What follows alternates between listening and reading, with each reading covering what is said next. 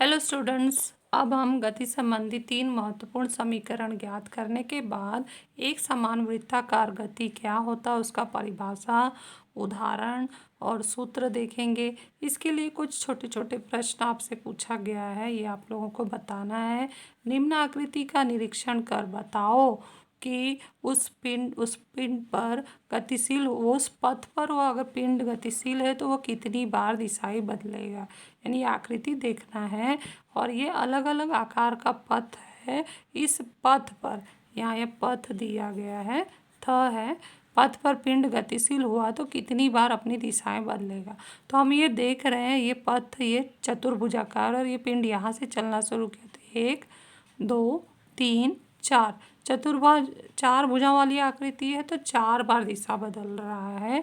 और यहाँ पर देख रहे हैं अगर यहाँ पिंड यहाँ से चलना शुरू किया तो 1 एरो 2 एरो 3 एरो 4 एरो 5वां एरो, तो यानी पंचभुजाकार चतुर्भुज है तो 5 बार बदलेगा। और ये षटभुजाकार आकृति यहाँ से शुरू किया तो 1 2 3 4 5 6, तो जितनी भुजाएं हैं उतनी वो बार वो दिशा बदलेगा। लेकिन धीरे धीरे अगर हम भुजाओं की संख्या 12 20 100 1000 1,00,000 कर दें तो धीरे धीरे भुजाओं की संख्या असंख्य बढ़ाने पर आकृति ऐसी हो जाएगी और जो दिशा बदलने का जो है दिशाएं भी असंख्य हो जाएंगी। यानी चारों दिशा में वो पिंड अपना जो दिशा बदलता रहेगा। तो हम लिखेंगे कितनी बार बदलेगा तो असंख्य असंख्य बार वो दिशाएं अपना बदलेगा।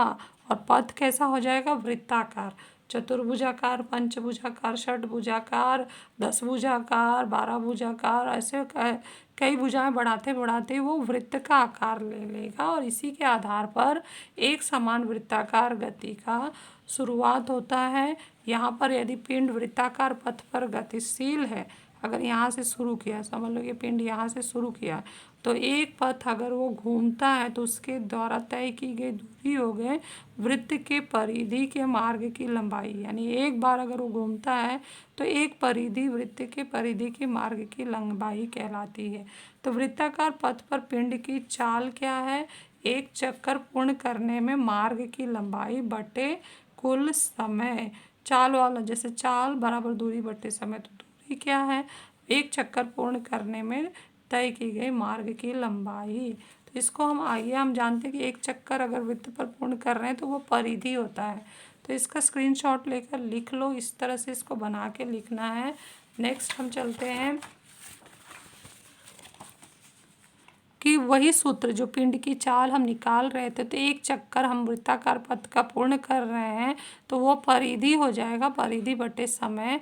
फिर पिंड की चाल समवृत्ताकार पथ के लिए, यानी पिंड पर अगर वृत्ताकार पथ पर पिंड घूम रहा है तो उस चाल बराबर होगा परिधि बटे समय, और परिधि होती है 2πr बटे टी, जहाँ r है वृत्त की त्रिज्या।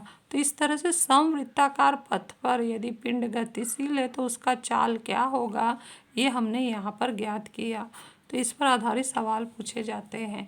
अब जब डायग्राम से हमने देख लिया कि कब वृत्त बनता है, असंख्य बार जब दिशाएं बदलती हैं, तो अब उसके आधार पर एक समान वृत्ताकार गति को परिभाषित करना और उदाहरण भी लिखना है। तो जब कोई पिंड एक समान चाल से वृत्ताकार पथ पर जाता है तब उस गति को एक समान वृत्ताकार गति है। यानी पिंड वृत्ताकार पथ पर घूम रहा है तो वो एक समान चाल सम चाल से घूमता है और उसकी दिशाएं निरंतर बदलती रहती है। उदाहरण के तौर पर गुलेल के पत्थर की गति, हमने जैसे पत्थर के एक सिरे पर हमने धागा बांध दिया पत्थर में और दूसरा सिरा हमने पकड़ के उसे जोर से घुमाया गोल गोल, तो जो गुलेल जो पत्थर की गति है वो समवृत्ताकार गति का आकार ले लेती है। साइकिल के पहिए की गति पर स्थित किसी भी बिंदु की गति, यानी जैसे साइकिल चलाते हैं तो वो वृत्ताकार पथ पर घूमता है, वहाँ पर यदि कोई पिंड स्थित है तो वो समवृत्ताकार गति के में ही घूमेगा और वो उसी का उदाहरण माना जाएगा।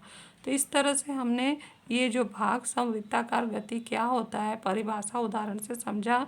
आप लोगों को पेज नंबर जो 11 पर है उदाहरण 3 और 4 हल करना है और साथ में उदाहरण 1 और 2 जो है कट किया गया, तो 1 और 2 नहीं करना है, ये ध्यान देना है, और 3 और 4 को पेज नंबर 11 पे जो दिया गया है हल कर लेना है।